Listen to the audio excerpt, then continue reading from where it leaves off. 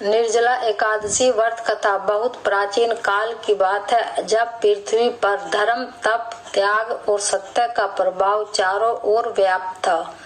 ऋषि मुनि अपने आश्रमों में वेदों का अध्ययन करते थे, राजा प्रजा का पालन धर्म पूर्वक करते थे और सामान्य जन भी अपने जीवन को ईश्वर भक्ति से जोड़कर जीते थे।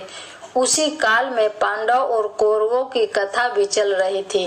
पांडवों में 5 भाई थे, युधिष्ठिर, भीम, अर्जुन, नकुल और सहदेव। ये पांचों भाई भगवान श्री कृष्ण के परम भक्त थे।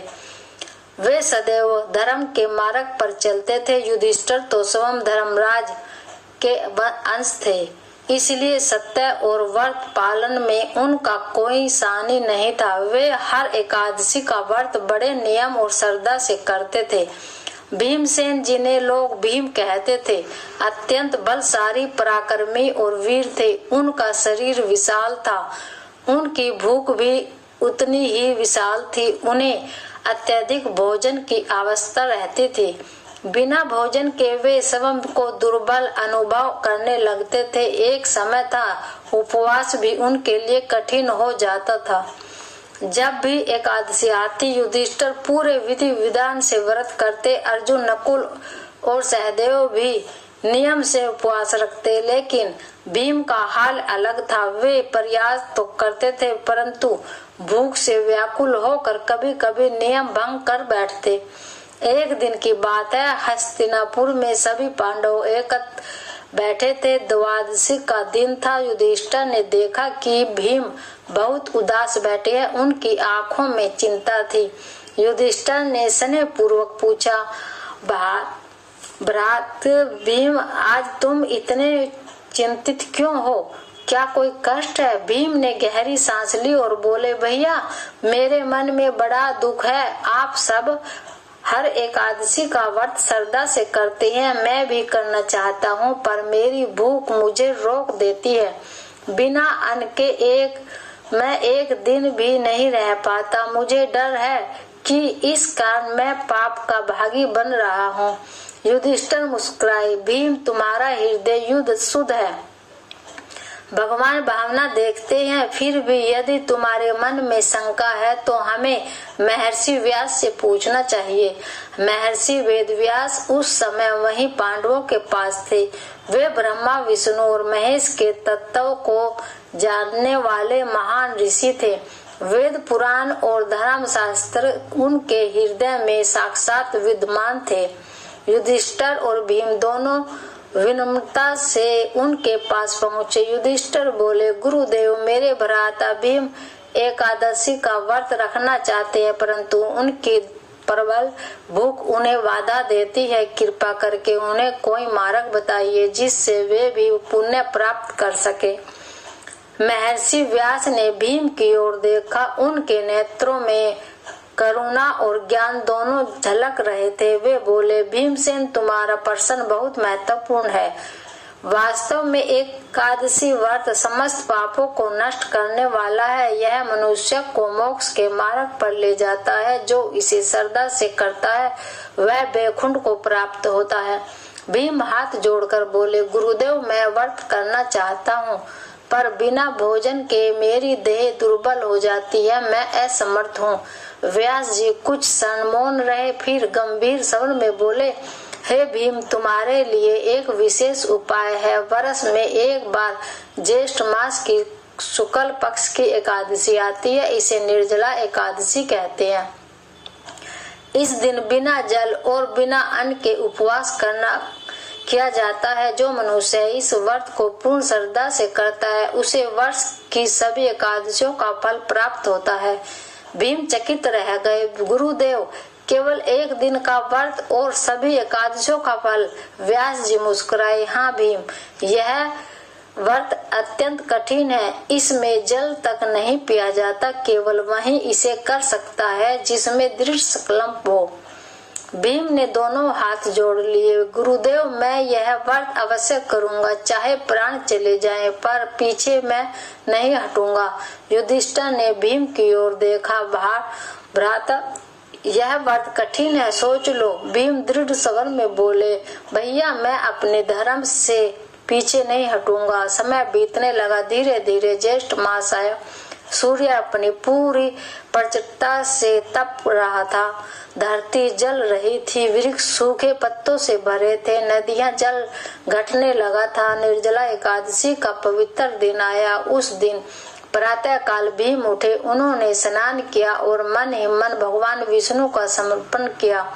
उन्होंने निश्चय किया, आज न जल ग्रहण करूंगा न अन्न, चाहे कुछ भी हो जाए। सूरज चढ़ने लगा। गर्मी बढ़ने लगी। भीम ध्यान से बैठ गया। पहले पहर सब तक ठीक रहा। दूसरे पहर में उनका गला सूखने लगा, होठ फटने लगे, शरीर में जलन होने लगी। दोपहर होते होते स्थिति कठिन हो गई। पसीना सूखने लगा। आंखों के आगे अंधेरा छाने लगा।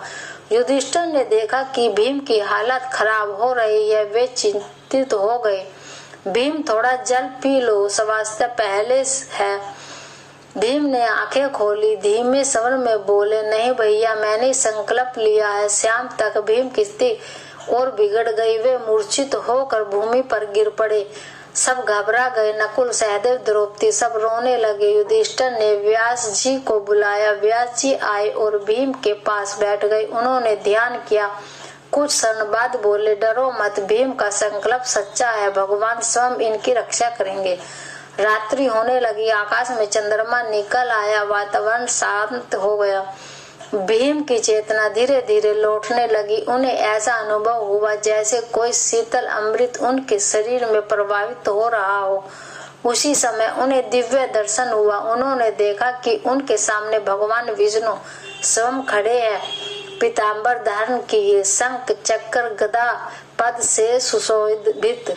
भगवान बोले, भीमसेन, मैं तुम्हारे व्रत से प्रसन्न हूँ। तुम्हारा कष्ट व्यर्थ नहीं गया। तुम्हें सभी एकादशियों का फल प्राप्त हुआ। तुम्हारे समस्त पाप नष्ट हो गए।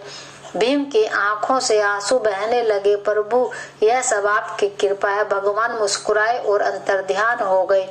प्रातः काल द्वादशी का उदय हुआ। भीम पूर्ण स्वस्थ हो चुके थे। उनके शरीर में अद्भुत शक्ति और शांति थी। सबने यह देखकर आश्चर्य किया। युधिष्ठिर ने प्रसन्न होकर कहा, भ्राता, तुम धन्य हो, तुम्हारा संकल्प सफल हुआ। व्यास जी बोले, आज से यह व्रत भीमसेनी एकादशी कहलाएगा। जो इसे श्रद्धा से करेगा यह महान पुण्य प्राप्त करेगा। भीम हाथ जोड़कर बोले, गुरुदेव, यदि मेरे इस व्रत से किसी को भी मोक्ष का मार्ग मिले तो मेरा जीवन सफल है। इसके बाद यह कथा पृथ्वी पर फैल गई। ऋषि मुनि, राजा महाराजा और सामान्य जन इसे सुनकर परेशान होने लगे। कहा जाता है कि जो मनुष्य श्रद्धा से इस कथा को सुनता है उनके मन के विकार नष्ट होते हैं। उनके भीतर संयम, धैर्य और भक्ति का विकास होता है। निर्जला एकादशी केवल उपवास नहीं बल्कि आत्म संयम की परीक्षा है। यह मनुष्य को सिखाती है कि सच्चे संकल्प से असंभव भी संभव बन सकता है। भीम जैसे शक्तिशाली योद्धा ने अपनी कमजोरी को जीत कर यह सिद्ध कर दिया कि ईश्वर भक्ति से में शारीरिक बल नहीं बल्कि मन का बल सबसे बड़ा होता है। इस प्रकार भीमसेन के त्याग, तप और दृढ़ संकल्प से यह महान व्रत संसार में प्रसिद्ध हुआ और आज भी करोड़ों भक्त इसे श्रद्धा से स्मरण करते हैं। यही निर्जला एकादशी की पावन शास्त्रीय कथा है। निर्जला एकादशी व्रत केवल उपवास नहीं बल्कि आत्म शुद्धि का साधन है।